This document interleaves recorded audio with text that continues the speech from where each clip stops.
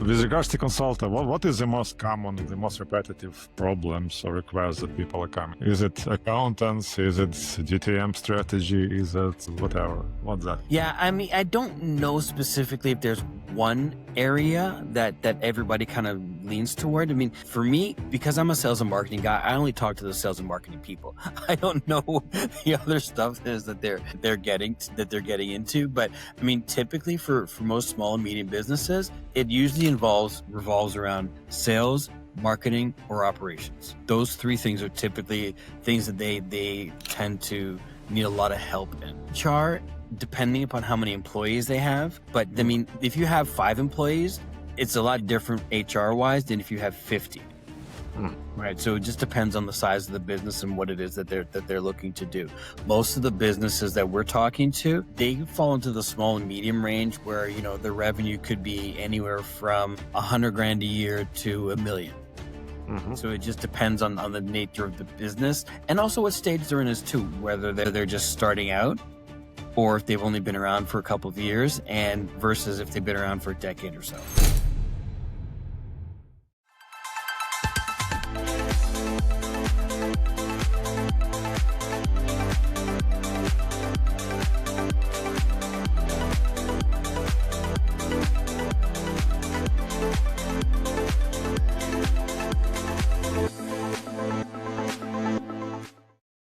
Hey guys, welcome to another episode of Reframe First. I'm Alexis, the host of the podcast, and let me welcome our today's guest, Trevor Shorte. Trevor is Chief Growth Officer at Consulta. Hi Trevor, great having you here. It's good to be here. Thanks for having me. And thanks a lot for joining. So from what I learned, Consulta is one-stop shop for business to find business expertise for any kind of challenge or for opportunities that you have. And you work with 200 plus consultants. You work in 30 plus different industries, like a lot of industries. And yeah, that's what I know. Could you tell us more about like what Consulta is and what your role is and some background about all of that? So please.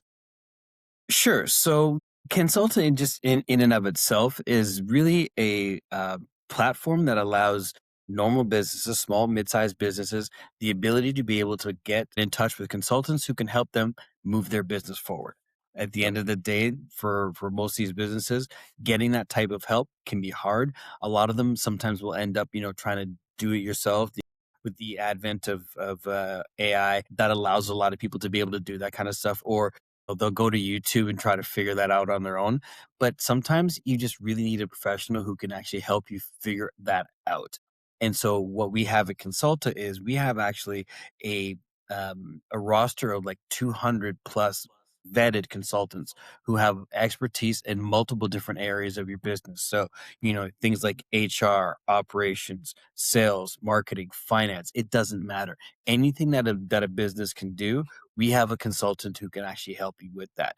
And so if you're a small and medium business and you need that type of assistance, what you do is you just go to the platform, you can put in the keywords of what it is that you're looking to do, and you'll get a list of all of the consultants who are capable of doing that for you.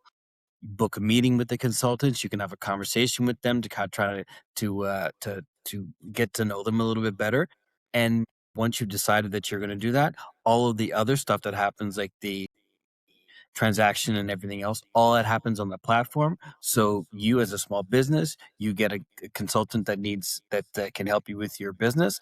And for the consultants, they're able to get new businesses that they can actually work with on a regular basis. Yeah, awesome. That's a good business. Talking about, you mentioned people learn it on YouTube. People start learning it with AI and so on. Like I personally learn a lot with YouTube, and nowadays it's AI. So it's a huge amount of knowledge. How did it change with AI recently? Do people still come to your platform to look for consultants, or do they first go to AI to solve their problems?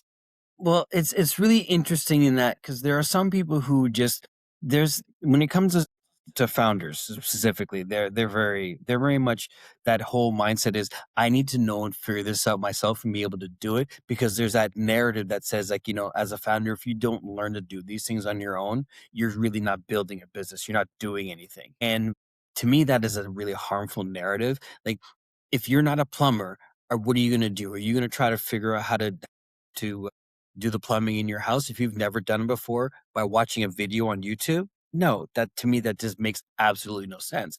But there are people out there who will try to do that. Or the same thing with electricians, right? You're going to learn how to rewire a house just by asking ChatGPT how to do that. No, but there are people who wanna try to do that, right? And it never understand that narrative is if you don't know something, find a professional who can help you actually do that. That's the best way to do it. And, a lot of businesses, they're they're strapped for cash. And, I don't know if you're familiar with the consulting world, but, there's a lot of big consultants out there who these, enterprise companies will be using, and they're charging like, 15, 20, $30,000 a month for their services. Well, meaning businesses can't afford that. But what they can do is they can actually talk to a consultant who has that level of experience through our platform for way less than it would cost them to be doing it if they were talking to them as an enterprise side customer. And to be perfectly honest, a lot of those large consulting firms don't want to talk to small and medium businesses anyways because there's no money in it for them. Uh, It's a totally underserved market. That's a great metaphor about electricians and plumbers, because in my house I know where the wiring is in the walls, or where the pipes are in the walls. So but yeah, I'm not doing plumbing or electrician stuff.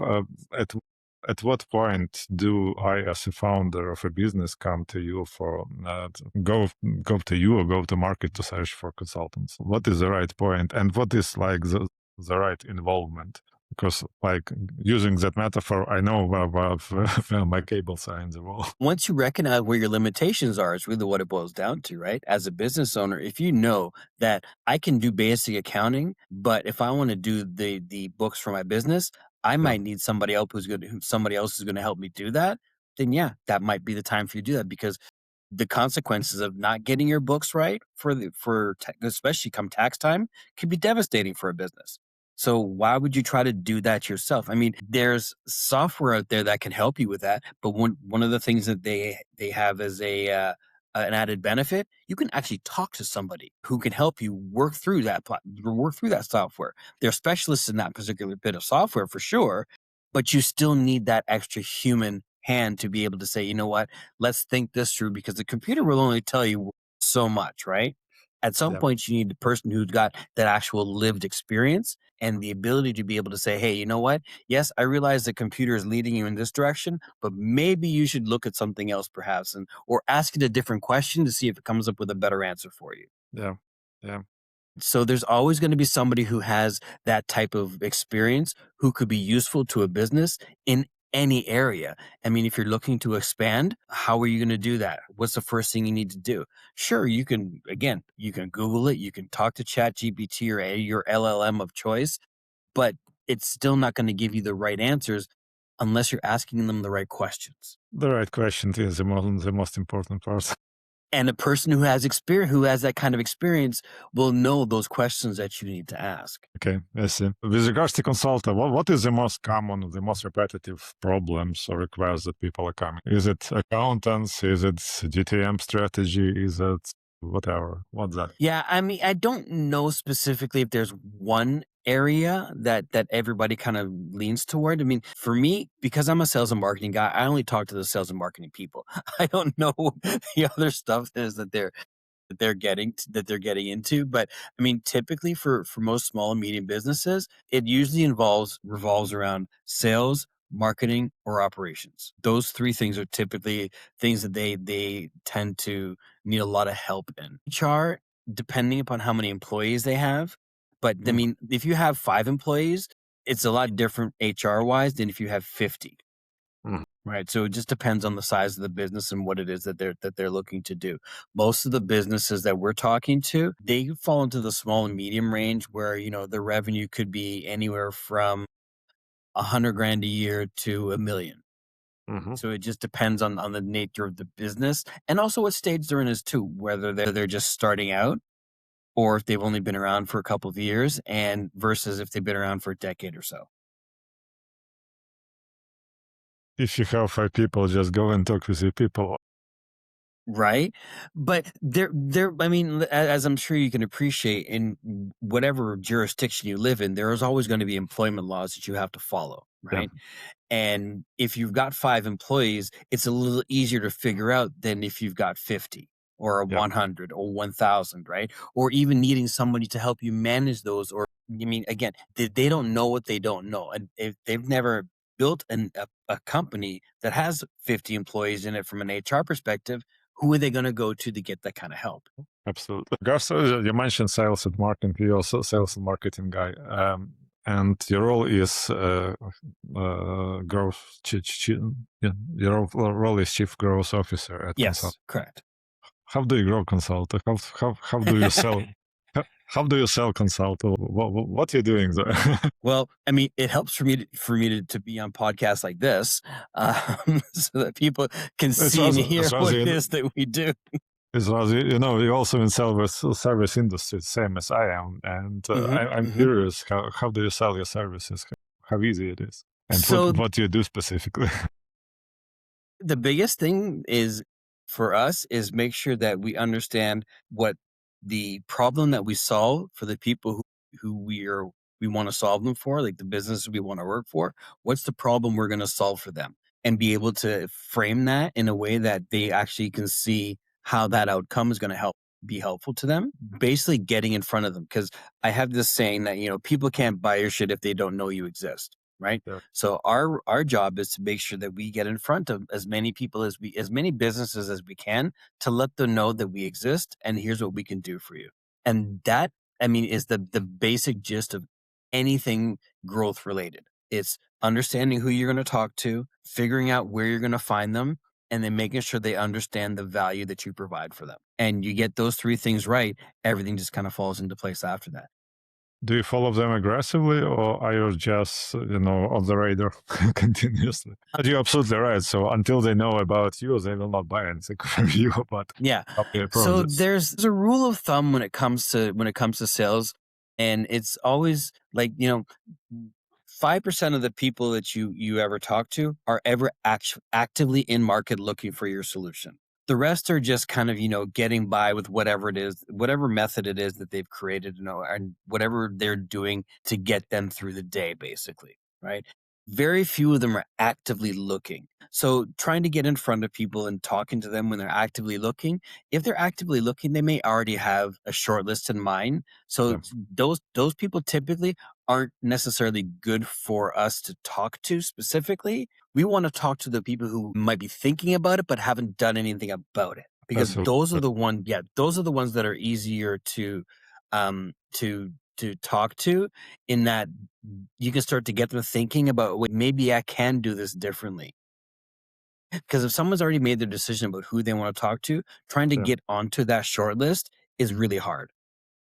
So it's easier for us to be able to make sure that we are positioning ourselves so that when people are ready to make those types of choice or start looking into those types of things, our name is one of the ones that they think of. Yeah. So you somehow need to identify your potential clients and stay on the radar, Correct. basically. Correct.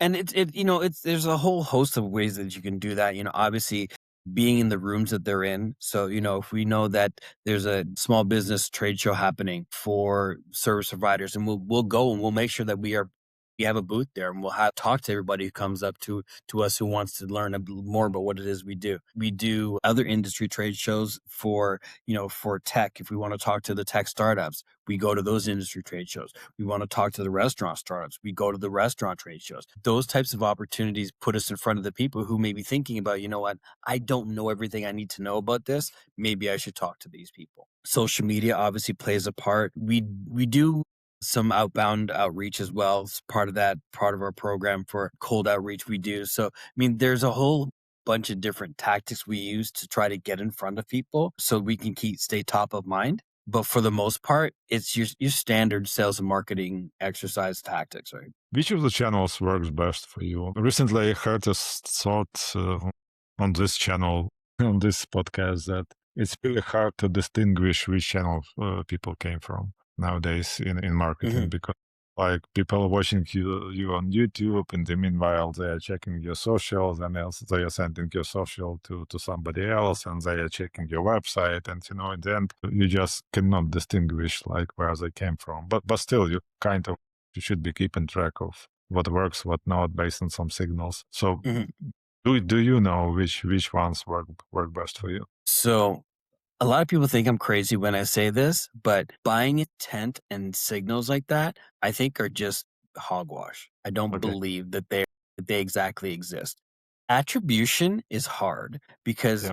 how do you say that to somebody came to you and bought because of they saw you on YouTube, but if you're also doing other things in other areas where you could have shown up in front of that individual, and then you try to ask them where they saw you and they really can't remember, right?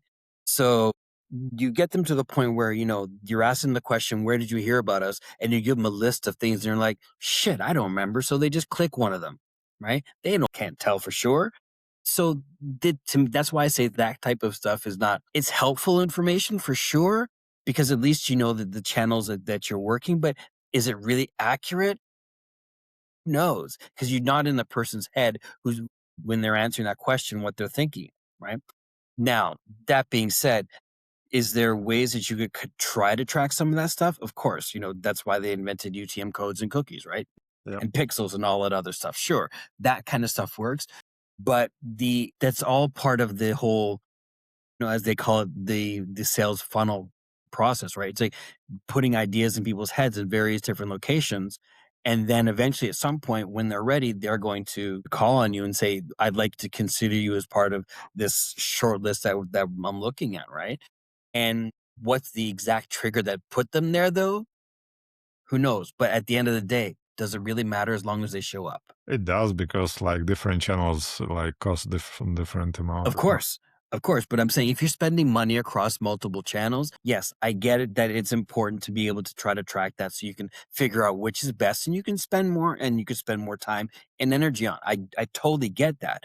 But I just think the information that's coming back to you when you're starting to look at that is just, it's never going to be 100% accurate. Yeah, yeah. That's now. So it sounds to me that like you should like invest in marketing, and you should be present everywhere.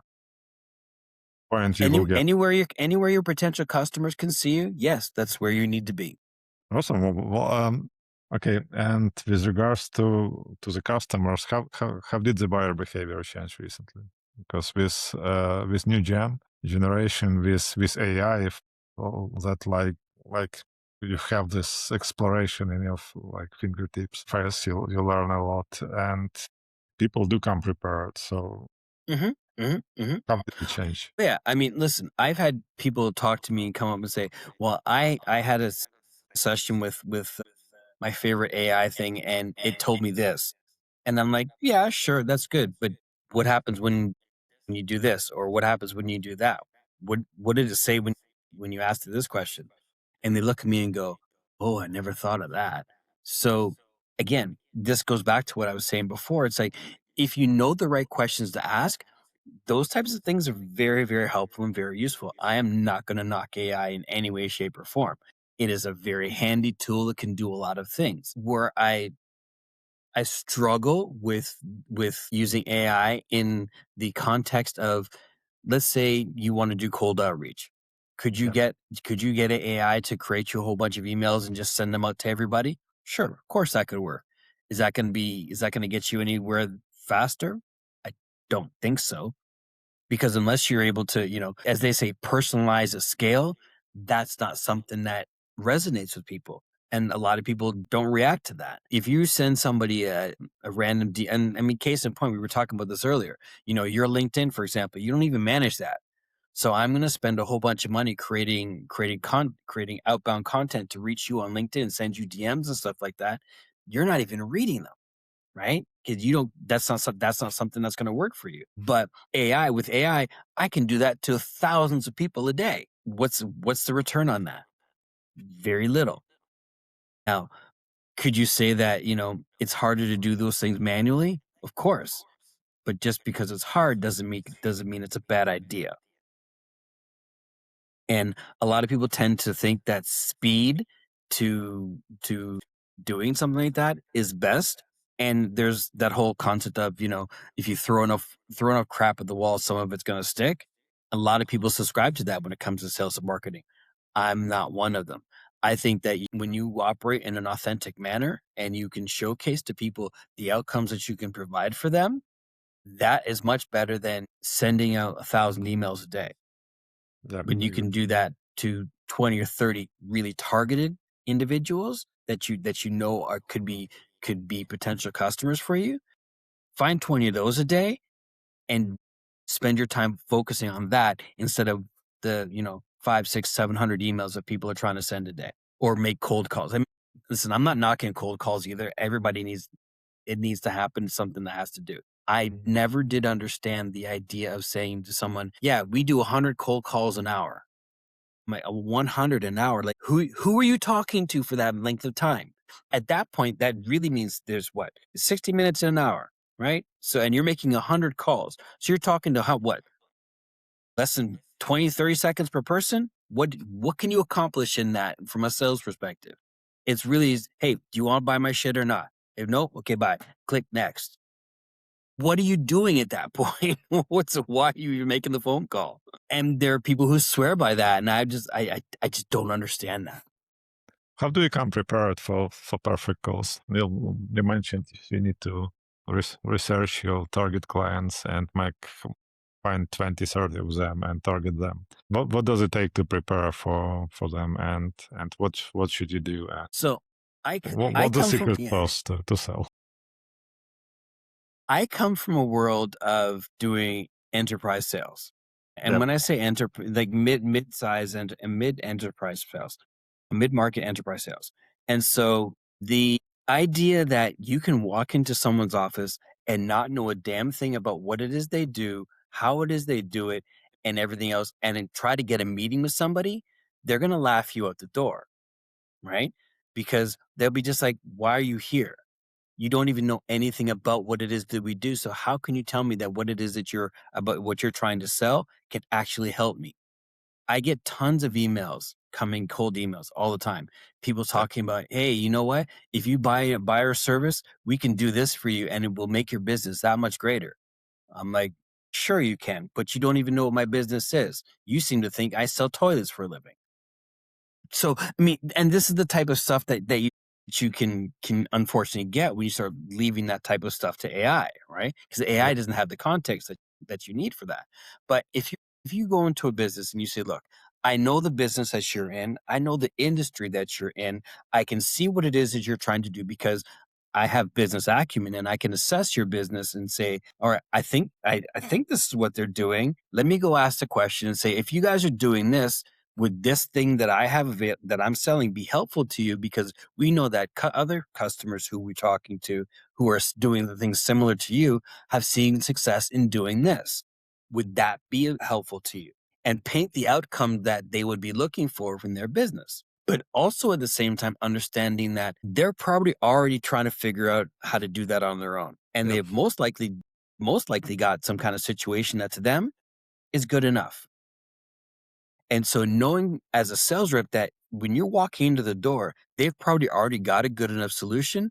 You have to make a really compelling argument for them to say, oh, you know what? Maybe your system isn't good enough. Maybe we need to do something differently or think differently about how we solve this problem. And you can't do that if you don't know anything about their business. Yeah. How do you work with the objection? Because usually when you come and talk, especially in enterprise world, so they already have the objection. We got selected list of vendors. We want to do it in house. We want to whatever. So they know about their problem and they already have some solutions in mind. Maybe if it's not active yet, because if it's as you mentioned, if it's an active search, so they already have like short list of candidates of options how to give that. If it's still passive phase, but they still have these objections. How do you overcome them? So now this is an interesting question simply because I literally wrote about this the other day on my LinkedIn. I had Okay. done a post about specifically about objections, and it's for me. This is how I see it. If you're getting objections from somebody, it means that you didn't really have a lot of clarity up front about what it is that the outcome that they were trying to achieve. Yep. And you weren't able to be clear on how you can help them get there, right? Clarity is a very good thing to have in a sales situation, because if you basically have a gap between, and this is what I call like the recognition gap, where they're like, what do you think you're selling versus what they think they're buying? Yep. If those two things don't align, you're not going very far. Because if you think you're selling one thing and they think they're buying something else, forget about it. Being able to be clear on what it is that they are looking to achieve, the outcome they want from it, and how your product aligns with that, that is when you start to have better conversations. And when you're starting off with those better conversations, there doesn't really seem to be objections that come later. They're just more so questions as to how they can make it work for them, which aren't necessarily objections. They're just more so, okay, I like what you're saying. How do we make this work for us? As opposed to, we don't want to do this at all. When you're selling to a company, the company is somebody who is paying money, but the one who is buying is the person you're selling to. And Mhm, unless the founder of the company, like these are two different, yeah, the objectives are quite different. And if you mhm, sell mhm, a person, it's quite rare that they are thinking about companies benefit only. They mhm, may buy it mhm, because it's cheaper. They may buy it because it solves their problem. So it might be faster. They don't want to delegate it to some unit in their company because they are not confident they will get it done, and so on and so forth. Like every person has some different reason of why they are buying something. mhm, mhm. How do you find that key to the person? Because in the end, it's the person that's buying. The company is paying money, but the person is. So this is what I teach a lot of people when I'm talking to them about sales, when I'm working with a business and working with a client. This is what I teach them to kind of understand. When you're selling to a business, there's, I mean, unless it's a solo operator, there's always going to be other people in the decision making process, Yep. and they all have their own individual reasons for why they're going to say yes or no to said decision. And if they aren't all aligned on whether or not A, this is the right decision to make, or B, whether or not that decision needs to be made now, Mm-hmm. uh, you're dead in the water at that point. Right. And so for me, it's as a sales rep, I want to surface those people very quickly. Right off the bat, if you're the initial person you're talking to, they're going to say, well, I need to go back and talk to my boss, whatever else. So who would you need to talk to? Is there anybody else in your organization that would need to be part of this decision? If you're talking about, let's say, for example, selling CRM software, right? The company, if they're worth their salt, they probably already have some type of solution that helps them figure out what it is they need to do with their customers. So you need to now try to help see if they're even in the market to looking at changing that, and if they were, what else that entails. So if you're talking about getting someone to change their CRM, you need to get the VP of sales involved. You need to get finance involved. You need to get IT involved. So there's always going to be multiple different people that need to be involved in decisions that affect the entire company. Or if you're talking to a manufacturing company, right, and you want to talk to them about, adding different software to their production line. Well, you need to speak to somebody in operations, back to finance, back to IT. All of those people are going to play a part in that decision. So you need to get all of them in the room and be able to surface any and all challenges that they would have. And I mean, literally the best question that you could ask them is there anything here that could be stopping us from making this deal happen? You start asking those types of questions, and people will obviously start to surface those answers for you. The biggest challenge from a buyer psychology perspective, though, is the person who is the main contact that you have at that business, who wants to make that change, literally has to put their reputation on the line because they're vouching for this new solution, right? So they have to be confident in their decision, saying, "Look, I'm putting my neck on the line for this because, I mean, there's that old saying that, nobody ever gets fired for buying IBM, right? That may not necessarily be the case anymore. And so people can get fired for a whole host of reasons. If your company was never looking to change their CRM, but all of a sudden you come up with this idea and say, we need to change it. I brought in a solution that's going to cost us $100,000 to implement, and it doesn't, and it fizzles out. Someone's looking going, why did we spend this 100 grand, and who's responsible for it? People are very guarded when it comes to that type of thing. And obviously the larger the dollar amount of the deal, the larger that kind of thing can play in as a factor into the decision making. Nobody wants to have that hanging on on them, right? So they will sometimes avoid making those types of decisions. So this is the dance that kind of comes with selling. It's really understanding the outcome that business wants to apply, and utilizing your business acumen and knowing how businesses run, and what is important to them, showing how you can actually help them achieve that. I talk to a lot of people about, when you're actually selling to customers, talk to them, excuse me, in a way that you were talking about, not selling them as your customer, but selling to their customer, right? Because they exist to service their customers. Yeah. So whatever it is that you are providing for that, whatever it is that business has as a service or whatever they're using, is in service of their customers. So if you can position whatever it is that you're doing in the service of doing that, that puts you into a better way to figure out what the outcome that they're looking for and how it's going to achieve that for them. Sometimes it is very simple. It could be just less money, right? But if you think about from let's say a change perspective, right? If they've currently got a CRM platform, that means that they now basically have to rip all of that out and install the new one, but cause very minimal disruption to the business at the same time.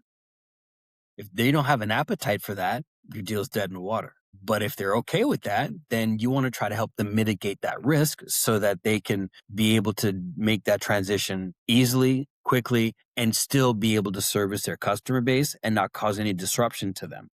Yeah, yeah, awesome. It's a lot of things you need to think about when it comes to that kind of stuff. What I recently heard is that your customers they quite easily understand if you're talking about themselves, or if you're talking about yourself, or if you're talking about them. If you Mhm. talk about how great your product is, like you lost them. If Mhm. you're talking about what your product or your service will solve in their business, and if you tell them from understanding of their pains, I understand what you're coming through, I understand what you're building, and so on, and please consider that like our service offering, our product can help you with this and that, then probably you have a chance. Yeah, and that's the thing. Just that is what gets you the chance. It doesn't even get you a deal. It just gets you a chance Yeah, to have a conversation with them. yeah, awesome. What other trends do you see in buyer behavior in recently? Well, you mentioned you were in enterprise sales. Right now you're not that much enterprise service sales. You're selling, but to small enterprises. Did it change recently in the way they behave and in the way they make decisions? Like recent advancements in like tech, in whatever. Maybe there is something that different nowadays. Well, honestly, the biggest shift that happened, and it's kind of came in conjunction with COVID, though, right? Is Yeah. how can we streamline our costs so that we are making, and listen, I can't fault a business for this. Make the most amount of money with the least amount of expenses. Yeah. That's how business works, right? And so they learned very quickly, especially during COVID, we can do we can do so much with very little. We don't need to have buildings with people in them all the time now. We can completely go fully remote and save ourselves all this money on real estate. For the larger businesses, for the smaller businesses, it allowed them to actually get like right to grassroots and actually be able to start being more authentic with the customers that they're serving, because everybody now starts to think about, well, how do I buy local? How do I buy something from a small business that's going to help them survive? Because the big businesses are going to be fine. I mean, and most people think the big businesses are ripping them off anyways, and they want to support the smaller and local businesses because they need the help. And so that mindset has always kind of had been there, but it got really amplified during COVID. And now specifically with the geopolitical situation and stuff that's going on in the world today, it's becoming more hyper focused on let's take care of our own first. Hmm. That being said, when you're talking about large enterprise, mid-market type businesses, for them, it's really just about how can we lower our costs to the point where we are running really lean, but still service our customers and still be able to make the maximum amount of revenue. And for a lot of them, unfortunately, it boils down to, you know, how many employees can we get rid of and replace with AI? Yep. And from a cost perspective, I think that's the worst idea ever, but that is what it is. I mean, the number of tech layoffs that have been, number of people who've been in tech layoffs over the last year and a half, staggering, right? Because these businesses are optimizing for the least amount of expenses so they can maximize their revenue. Whereas small and medium businesses, they're very concerned about how they're spending their money. So they don't want to overpay for things. So going back to what I was saying about, when you're looking at consulting, first for them, the narrative about consulting is it is crazy expensive. And rightfully so it is, because for some of the information you're getting, it is worth that much. However, you can find affordable ways to do that. A lot of them will try to, the DIY route, or they'll go and ask their favorite LLM about that, right? But they're missing the larger picture in that even though you might be saving yourself some money in the beginning, you're actually costing yourself time and effort in the long run because you're not able to get the expertise that you need that's going to help you accelerate your business that much faster. I like to tell people that sure, it's great that you can use an LLM to get you some ideas about how to build your business. But you think about it. How long is it going to take for you to learn something like that? Do you think that it'll take you what, a year, 2 years to be able to really get good at it? Versus utilizing the 30 years of experience that I have in my head that can get you to where you want to be or where you should be in, let's say, 90 days, right? And that's the difference between people who think that they can do it themselves and teach themselves this stuff, especially if they've never done it before. Yeah, with regards to companies trying to save money, I'm like chatting with a lot of founders and executives nowadays in this channel, and mostly in travel industry actually. And in travel, everybody's saying about thin margins. Margins are real, and you just do not have money. And one of the reasons is because like economical geopolitical like crises around the world, people do not have money to spend on travel Mm-hmm.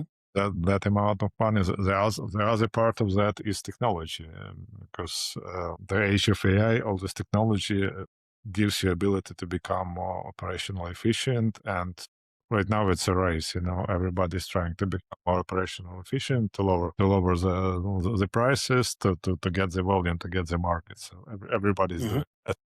So in the end, they are racing against each other, and that's one of the reasons. And there comes layoffs, there comes all of that. Yeah. So this is at least what I see in the industry Yeah, nowadays. it's happening everywhere around the world. It's unfortunate. The interesting thing though that comes out of that though is, I mean, and just from a consultant perspective, is you've got a lot of people who are now being displaced, Hmm. and they're saying, you know what, I don't want to go back to my corporate job. I'm going to go out and I'm going to do consulting thing.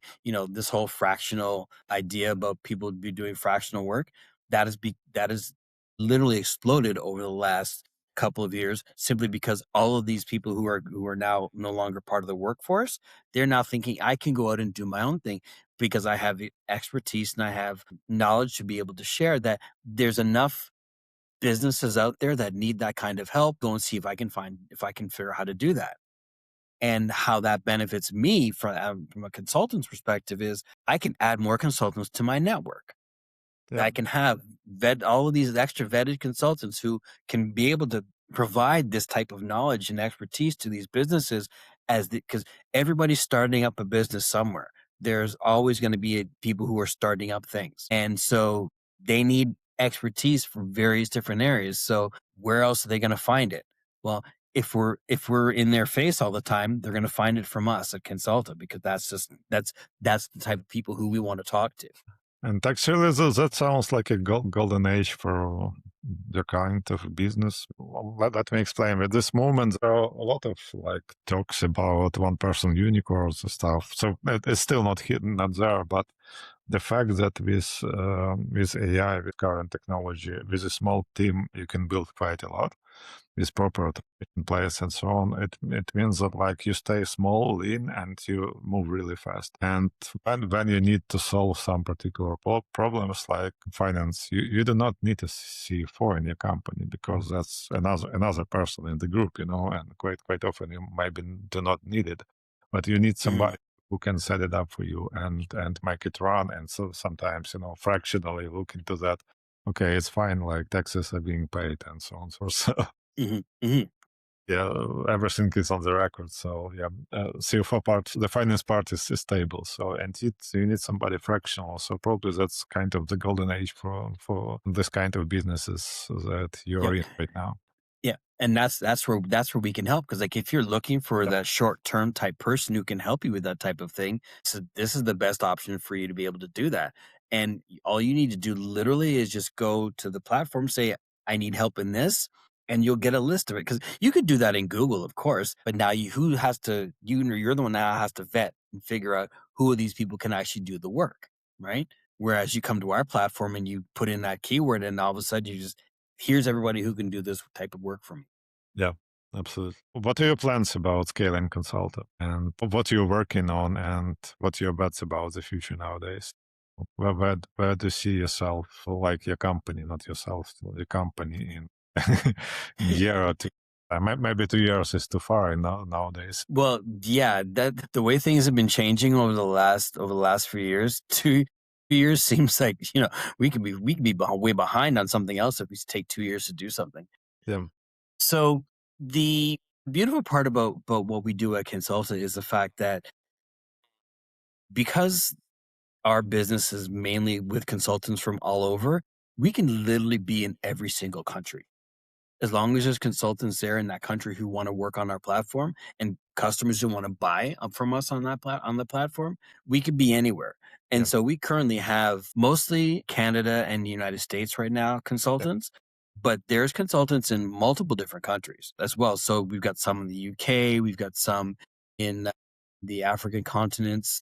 I mean, there's South America as well. So I mean, we're kind of expanding the market place in and of itself in that, there's businesses all around the world who are looking for this type of help. And if we can provide consultants who can help them in their country and in their specific language or what or in the knowing the laws of that particular country that they are working out of, then that is obviously going to be very helpful to us. So expanding kind of globally is a good idea for us as a long term, like, continuous project. In the short term, though, it's really just making sure that we're staying seen in front of the individuals that we want to talk to. Actively going out and working with industry associations, partnering with other like-minded businesses, businesses that offer services to small and medium businesses that we may not necessarily do at Consulta. So they'll be looking at, like, there's a lot of companies that what do you call it? They certify business licenses and stuff like that, and give you your ownership and stuff like that. Partnering with something like that, so when you get your business ownership, you can now have access to a consultant who can help you build your business from there. So those types of like-minded partnerships that are out there, finding more of those is I guess the next step for us is figuring out how we can continue to get in front of people who need to know we exist. yeah. Well, you were saying that I was considering that like this approach with consultants, it really makes sense. I was trying to like look from my business perspective, and definitely are some areas where we struggle, I struggle, and it would make sense to work with some consultants, but in the end, like, only now I realize that it would make sense. So even though it does exist, and I was also analyzing, I am receiving like few emails a day from different lead gen companies that we can do lead gen for you, and I'm like, guys, you're doing like cold lead generation to showcase me that you can do it. So it's not working. I am not responding yet. Hmm. Yeah. So like I'm actively against all of that, but only now I realize this concept. So probably you should like get in front of other people's eyes somehow more aggressively, or I don't know how. So only now I did realize that it would make sense. And this is the beautiful thing about about when I have these conversations with people is just because if you can get them thinking differently about how they're Yeah, actively trying to build their business, it's like you see that light bulb go off in their head and you're like, "Oh yeah, okay, that makes so much more sense." And then once that happens, then you can start talking to them about, "Okay, so how do you want to go about doing this then? How can I help you get there?" And if you are looking to move your business in this direction, this is how we can help you. And that's the whole point about sales is how you're gonna get them to where they need to go. I just meant that like on the top of the funnel there is so much noise nowadays. Mhm, mhm, It's mhm, so hard mhm. to get through the top of the funnel and get your potential clients to the second layer because Honestly, people have I don't wanna say this is about all people, but very short attention spans. And yeah, when I say short attention spans, I mean, if it's not interesting to me in the first 20 or 30 seconds, I'm moving on. yeah, Because people in general, we always have long attention spans. I mean, there's a whole reason why, people binge watch TV shows for hours at a time. You can't tell me that those people don't have a short attention span. They just spent 3 hours watching 4 episodes of a single show, yeah, right? But if they're looking at something that doesn't interest them in the first 10 seconds, boom, they're gone, yeah. right? But once you've got their attention, you can have it for hours. It's getting their attention is the challenge. And pro tip, babies and small animals works every time. Every every time. Not finishing Baby enlargement. that listen, babies dancing, mini cows and mini goats, cats, puppies, it does not matter. All any of those two, any animal or from those two topics gets their attention every single time. And it does work in enterprise world. When you say Mhm. this, Yep. Yep, yep, yep. great. Thanks for the tip. No, this is definitely a great one. So If you awesome. work those into your marketing, Yeah, you'll be fine. yeah, for sure. We should use it in our outreach campaigns, or even in our Mhm. inbound campaigns, Yeah. marketing. Yeah, awesome, awesome. Trevor, thanks a lot for this insightful discussions.